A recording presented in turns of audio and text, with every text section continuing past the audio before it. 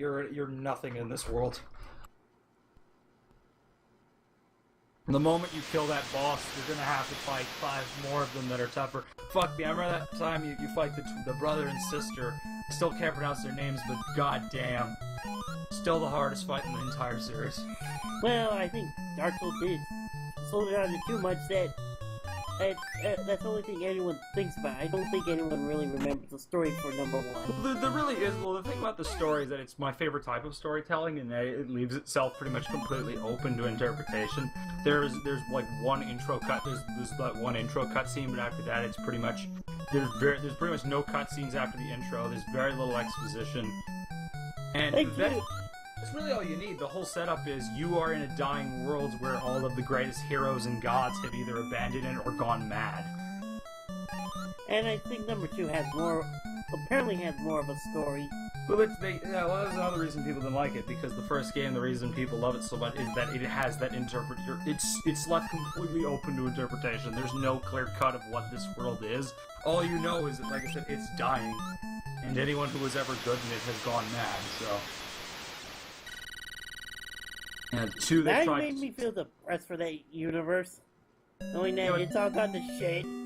2, they tried to make for a bit of a broader audience because the first one was a very niche game. It was very difficult for people to get into. I mean, fuck me, even I struggled to get into that. So they definitely tried very hard to make that as open as possible. It's still difficult though. They kept it pretty difficult. Fair enough. Let's move on to a new topic. Yeah, that's pretty much all I can say on Souls games. They're balls hard. They're very fascinating. I bought comics today. What comics did you buy? I bought some Harley Quinn comics. Who and Harley Quinn? Jesus. Hey, Harley Quinn's awesome. I bought a trade of Zatanna. And I bought Batman Hush.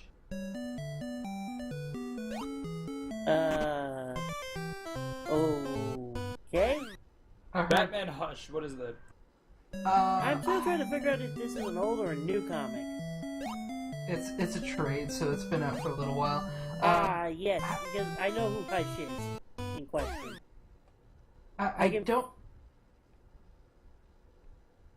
I don't remember what it's about. I flipped through the trade before I bought it. I'm like, okay, this looks pretty cool. I know who Hush is. He's a guy who was I forget what his real name is, but he's a guy who was the friend of Bruce Wayne, now coming back to and killing people and taking pieces of their body so he can slowly look like down to the detail as Bruce Wayne and to commit murders and frame Bruce for him. Wheel Girl, we've gone over this with the interruptions. Seriously, Wheel Girl, this is why I'm probably not going to invite you to my film watches anymore, because you do this all the fucking time. All the time. And you never stop. We've said this over and over again. You never shut up, and I'm done with you, seriously. I understand that you want to be part of the conversation. I do. I understand that it's easy to forget something that you're going to say. And you all talk in so little space that basically it's impossible not to. Don't push me, seriously. Go. I'm trying to help you out here, Wheel Girl.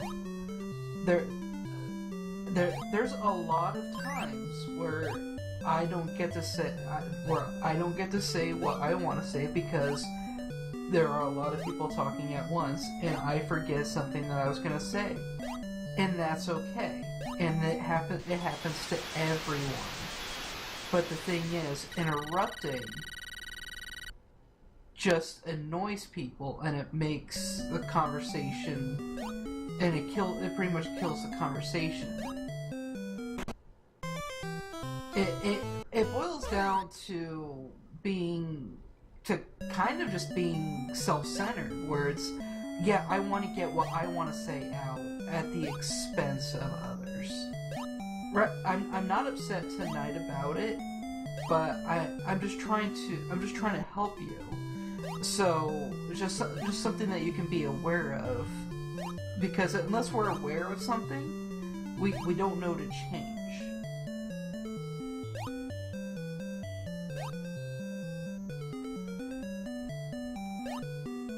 That's all. Like I said, it's just something to think about.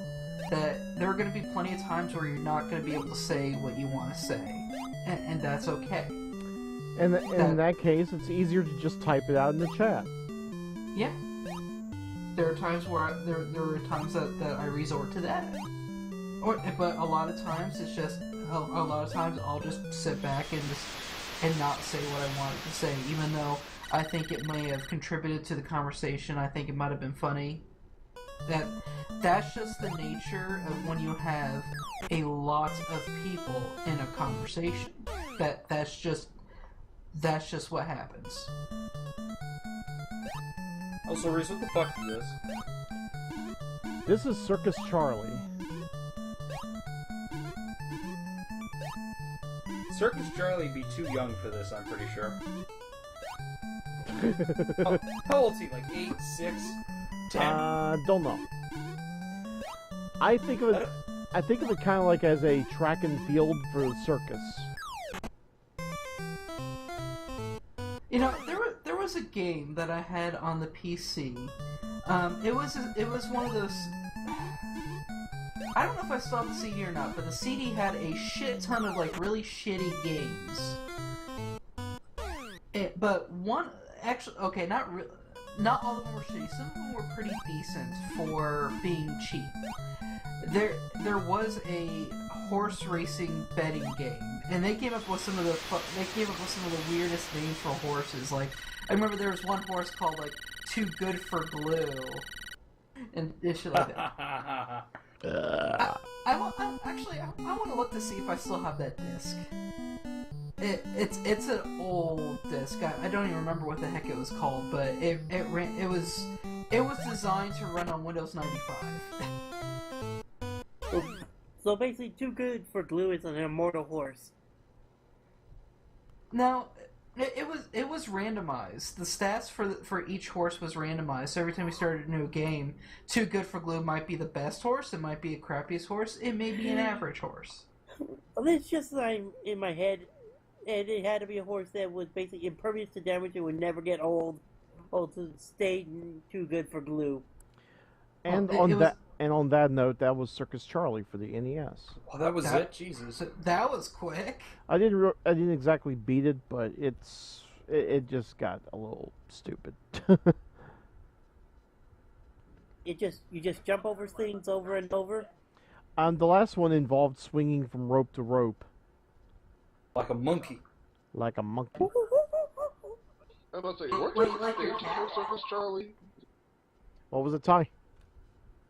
I was saying, didn't Circus Charlie has 6 stages? I don't remember. I thought it was only 4 myself, but then I thought Russian Attack only had 4 levels too, and it turned out it had 6. Playing the cheap, quick games of the NES era. To be fair, it was only released in Japan. Japan. Mostly because Nintendo had that arbitrary rule of only 5 games per year per company.